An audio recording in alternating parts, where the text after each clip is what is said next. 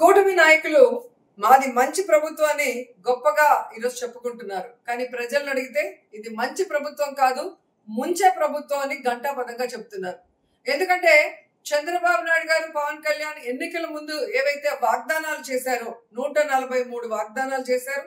అవి కాకుండా సూపర్ 6 చేస్తామని చెప్పారు. కానీ ఈ రోజుటి వరకు అంటే సంవత్సరం అవుతుంటే ఒక్కటంటే ఒక్కటి చేయడానికి వాళ్ళకి మనసు రాలేదు. అయినా నిస్సిగ్గుగా ఈరోజు కళ్ళార్పకుండా సూపర్ 6 చేసేసాము అని చంద్రబాబు నాయుడు మాట్లాడుతుంటే ఒక్కసారిగా ఆంధ్రప్రదేశ్ ఉలిక్కి పడుతోంది. అందరూ వాళ్ళని వాళ్ళు గిల్లి చూసుకుంటున్నారు, ఏంటి ఈయన మాట్లాడుతుంది అనేది. అంటే ఒక్క పథకం కూడా ఇవ్వకుండా, ఒక అభివృద్ధి కూడా చేయకుండా ఎలా ఒక సీఎం పొజిషన్ లో ఉండి ఇంత కళ్ళార్పకుండా అబద్ధం చెప్పగలుగుతున్నాడు అంటే ఆయనకి అబద్ధం చెప్పడం వెన్నతో పెట్టిన విద్య, వెన్నుపోటు పోవటం కూడా వెన్నతో పెట్టిన విద్య అని ఈ రాష్ట్ర ప్రజలందరూ కూడా ఈరోజు ముక్త కంఠంతో చెప్తున్నారు.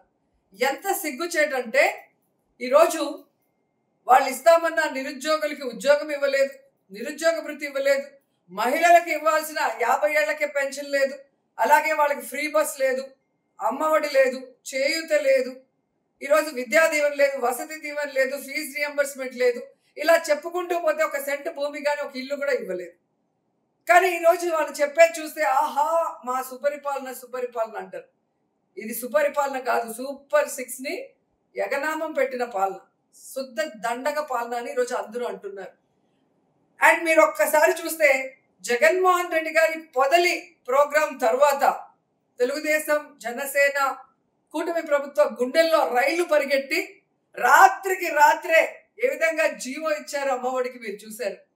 అమ్మఒడి నాన్నకు బుడ్డి అని ఎగతాళి చేసిన లోకేష్ గారు ఈరోజు ఎందుకు మరి సడన్ గా ఎటువంటి లిస్టు ఏర్పాటు చేయకుండా హడావిడిగా ఎందుకు జియో ఇచ్చారు అంటే మీకు అర్థమైంది. 4వ తేదీ చేసిన వెన్నుపోటు దినం, ఆ తర్వాత పొదిలిలో జగన్మోహన్ రెడ్డి గారి ప్రోగ్రాం తర్వాత మీకు బ్యాడ్ టైం స్టార్ట్ అయిందన్న విషయం మీకు అర్థమైంది. కాబట్టి ఒక్కటైనా ఒకటి ఇవ్వాలన్న ఆలోచనతో హడావిడిగా అర్ధరాత్రి జీవోలు రిలీజ్ చేశారు. దాంట్లో ఏమైందయ్యా, 87 లక్షల మంది తల్లులకి అమ్మఒడి పడాలనుంటే ఈరోజు దాదాపుగా 30 లక్షల మందికి పైగా కోత పెట్టి 54 లక్షల మందికి ఇస్తున్నామని చెప్పారు.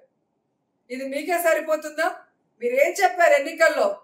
చంద్రబాబు నాయుడు గారు అయితే పెద్ద మైక్ పెట్టుకొని యాంకర్ లాగా అక్కలు చెల్లమ్మలు ఒక్కరుంటే 15,000, ఇద్దరుంటే 30,000, ముగ్గురుంటే 45,000 ఇస్తానన్న పెద్ద మనిషి ఈరోజు ఒక్కొక్కరికి ఇచ్చిన 87 లక్షల మంది తల్లులకు ఇవ్వాల్సి ఉంటే ఈరోజు దాదాపుగా 30 లక్షల మంది తల్లులకు అన్యాయం చేస్తూ ఇది తల్లికి వందనమా లేదా తల్లికి కోతల పథకమా అని ఈరోజు తల్లులు ఏడుస్తున్నారు.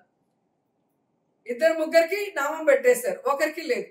అంటే మీకు అర్థం చేసుకోవాల్సింది, ఈరోజు ఈనాడు సాక్షి పేపర్లో క్లియర్గా వచ్చింది, ఒకే పేరుతో ఒకే ఆధార్ నెంబర్తో 86 మంది పిల్లలు ఉన్నట్టు, 92 మంది పిల్లలు ఉన్నట్టు, 74 మంది పిల్లలు ఉన్నట్టు మీరు అకౌంట్లో వేస్తుంటే ఇదంతా అమౌంట్ ఎక్కడికి పోతున్నట్టు? మళ్ళీ ఏమో ఉలిక్కి పడతారు లోకేష్.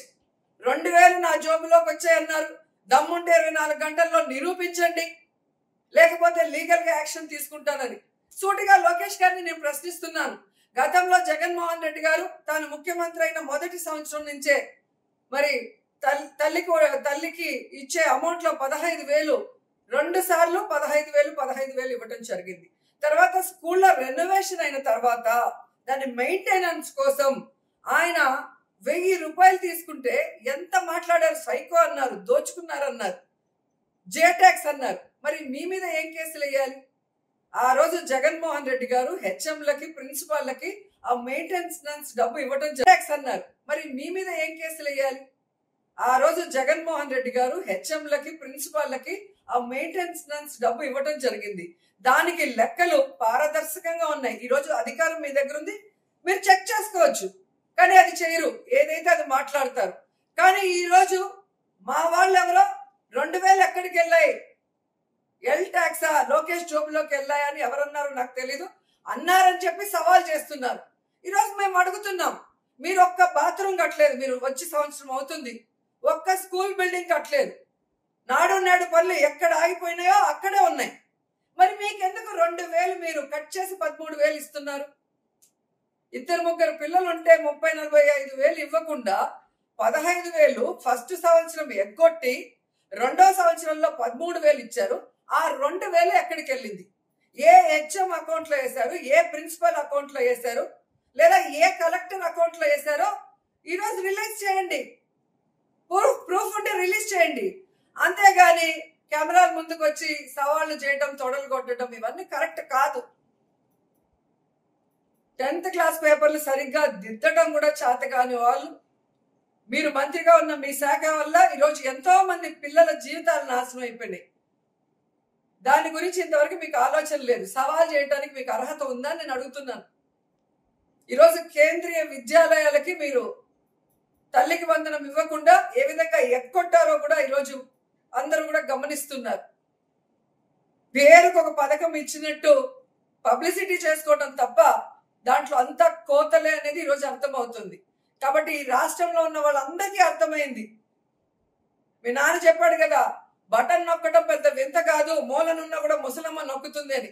మరి తల్లికి వందనం అనే ఒక బటన్ నొక్కడానికి ఇప్పుడు అర్థమైందా బటన్ నొక్కడం ఎంత కష్టమో? కాబట్టి జగన్ గారి మీద నోరు పారేసుకోవటం కాదు, మీరిచ్చిన వాగ్దానాలు నెరవేర్చడంలో మీరు చిత్తశుద్ధి చూపించండి. రెడ్ బుక్ రాజ్యాంగాన్ని పక్కన పెట్టి ఎల్లో బుక్ మేనిఫెస్టోని అమలు చేయండి. రాష్ట్రంలో ఎంతమంది పేద తల్లులు ఉన్నారో, ఇంట్లో ఎంతమంది పిల్లలు చదువుతుంటే మీరు ప్రమాణం చేసినట్టుగా అందరికీ కూడా తల్లికి వందనం ఇవ్వాల్సిందే. అలా కాకుండా ఇలా కోతలు పెట్టుకుంటూ పోతే ఊరుకునే పరిస్థితి లేదు. ఖచ్చితంగా దాంతో పాటు ఈరోజు మీరు ఏదైతే డ్రగ్స్, గంజాయి, మందు విచ్చలవిడిగా ప్రజలకు అందుబాటులో తీసుకొచ్చి వాళ్ళ జీవితాలు నాశనం చేస్తూ మీరు కమిషన్లు కొట్టేస్తున్నారో, అలాగే ఆడవాళ్ళ మీద అఘాయిత్యాలు జరుగుతున్న, అరాచకాలు జరుగుతున్న పట్టించుకోకుండా లా అండ్ ఆర్డర్ ని కేవలం వైఎస్ఆర్ కాంగ్రెస్ పార్టీ మీద, సింపథైజర్స్ మీద మీరు పెట్టే తప్పుడు కేసులు, ఇవన్నిటికీ కూడా మీరు జవాబు చెప్పే కాలం తొందరలో ఉందని కూడా సందర్భంగా తెలియజేసుకుంటూ, మీరు చేసిన అరాచకాలు, మోసాలు, అవినీతి అంతా కూడా బుక్కుగా వేయడం జరిగింది.